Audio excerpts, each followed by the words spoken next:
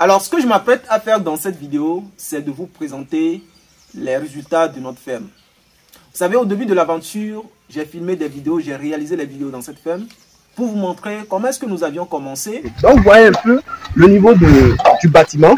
Vous voyez le niveau du bâtiment. Ici, peut-être que vous allez voir, vous allez dire que la fondation est un peu élevée. Ce n'est pas élevé, on sait ce qu'on fait. On sait ce qu'on fait. Ici, nous allons remblayer jusqu'à ce niveau-là. J'ai même d'ailleurs fait une interview avec le promoteur de la ferme. Alors, donc ce qui veut dire que la première raison qui vous a conduit à investir en élevage, c'est tout simplement la passion. Vous avez commencé cette activité depuis que vous êtes petit et donc vous faites ça avec votre maman à la maison à petite échelle de façon traditionnelle. Mais une fois grand, vous avez décidé d'investir là-dedans. Et la deuxième raison, c'est que pour atteindre l'autosuffisance alimentaire, pour qu'un pays puisse atteindre l'autosuffisance alimentaire, il faudrait bien évidemment produire voilà, nous-mêmes ce que nous consommons. Voilà, bien évidemment, parce que vous savez, aujourd'hui, beaucoup de pays africains importent des aliments, peu importe que ce soit les céréales, etc. Même dans le domaine de poulet aussi, nous importons énormément. Et au cours du projet également, j'ai fait des vidéos pour vous montrer les challenges qu'on rencontrait sur le terrain. Les amis, vous savez, l'élevage des poules pondeuses est une activité rentable. Franchement, c'est très rentable.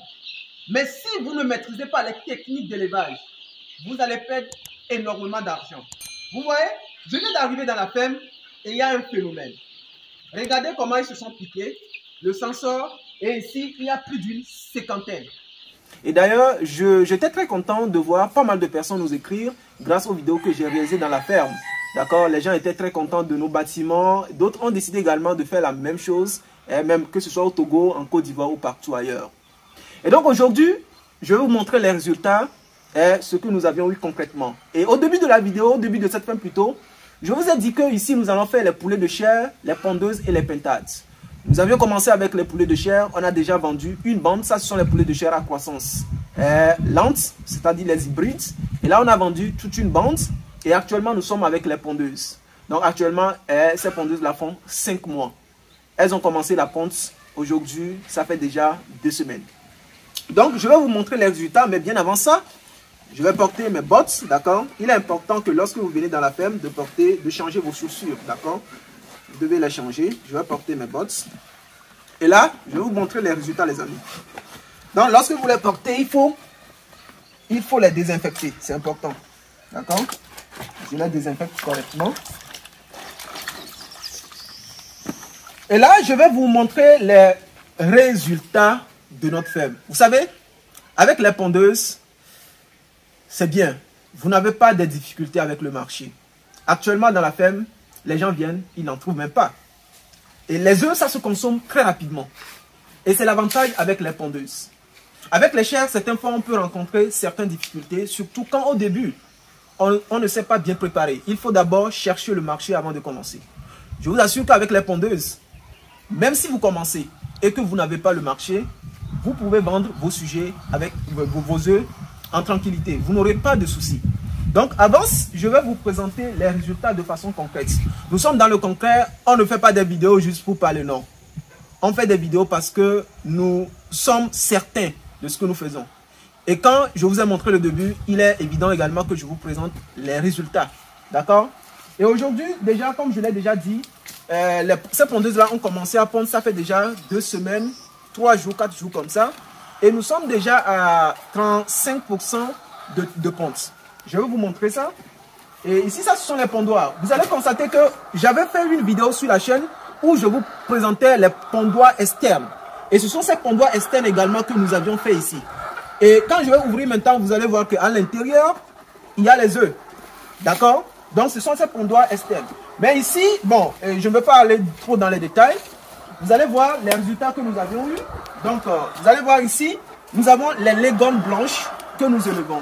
Les légornes blanches que nous élevons. Si vous me suivez depuis le début, vous savez certainement que ce sont les légornes blanches. Donc, venez, je vais juste ouvrir un là, d'accord? Bon, voilà. Voilà, ça c'est le résultat. C'est le résultat. Vous voyez? Ces poules-là, les poules vont rentrer par ici et pondre ici. Vous voyez, il y a le copeau à l'intérieur et ça c'est les œufs. Ça, c'est le résultat. Bon, ça, c'est le début de ponte. Et puis, bon, voilà, on n'a pas encore, ce n'est pas vraiment de grand calibre, mais très bientôt, vous allez voir que ça serait très, très gros. Vous voyez ça. Donc, ça, c'est le résultat.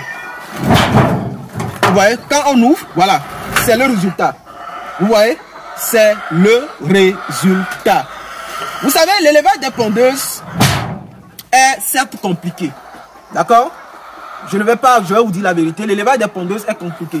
Surtout quand ce sont des souches blanches comme ça, vous voyez des pondeuses, des blanches comme ça, leur élevage est compliqué parce que les leghorns comme ça, ce sont des poules très capricieuses. Très capricieuses. Mais quand ça commence à donner les résultats, vous en tant que promoteur ou en tant qu'éleveur, vous serez très content. Vous voyez, vous serez très content. Et ça, comme je l'ai déjà dit, le marché, il y en a. Vous allez toujours vendre. Vous allez toujours vendre. Les gens vont venir dans la ferme ici, hein, ils ne trouveront pas des œufs. Parce que le marché, il est là toujours. Donc, si vous voulez vous lancer, c'est important de commencer. D'accord? Commencez, mais sachez qu'avec les pondeuses, vous devez les nourrir pendant 6 mois ou pendant 4 mois et demi comme ça. Tout dépend de la souche. Vous devez les élever pendant 4 mois et demi avant maintenant que l'argent ne rentre. Vous voyez un peu ce que je dis. Donc, vous devez d'abord les nourrir. Donc, vous devez mieux vous préparer. Donc, ce qui veut dire que dès le début du projet, jusqu'à 4 mois d'élevage, rien ne rentre. Mais quand ça commence à rentrer, eh bien, l'argent, il y en a. Vous voyez un peu. Mais il faut surtout également se former parce que, comme je l'ai dit, c'est pas facile comme ça. Hein. Il faut se former. Il y a pas mal de choses à faire. Les vaccinations dans l'eau de boisson, par injection, débécage et pointage. Il y a pas mal de choses que vous devez bien évidemment faire. Donc voilà les résultats que je voudrais vous présenter ici dans cette ferme. Donc ça c'est ça. Ça pas là. Donc voilà c'est ça. Donc ça, vous voyez. Viens ici, montre-les. Ce sont les résultats. Vous voyez. Donc c'est ça, c'est les résultats. Vous voyez. Et c'est ça. Donc voilà ce que je voulais vous présenter. Au début, vous avez vu, on a commencé avec la construction, mais c'était tellement... C'est bien en fait. On a commencé la construction, je vous ai tout présenté. Et je pense peut-être que c'est la dernière vidéo que je fais dans cette ferme. Parce que il a fallu que je vous montre tout. Construction, l'arrivée des poussins, les challenges, les difficultés, je vous ai tout présenté. Et là ici, si vous voulez également vous lancer, le plus important, c'est de commencer. Vous allez rencontrer des difficultés, mais c'est comme ça qu'il faut entreprendre. C'est avec le temps que vous allez maîtriser les choses. Commencez et surtout également, formez-vous.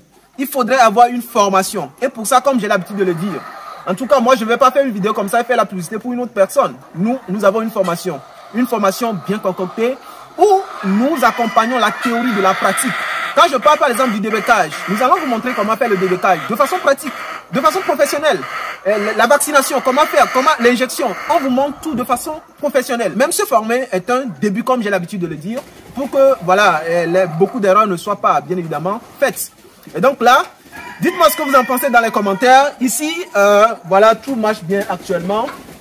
Et bon voilà, on se retrouve dans les commentaires et je vous dis à très bientôt. Ciao!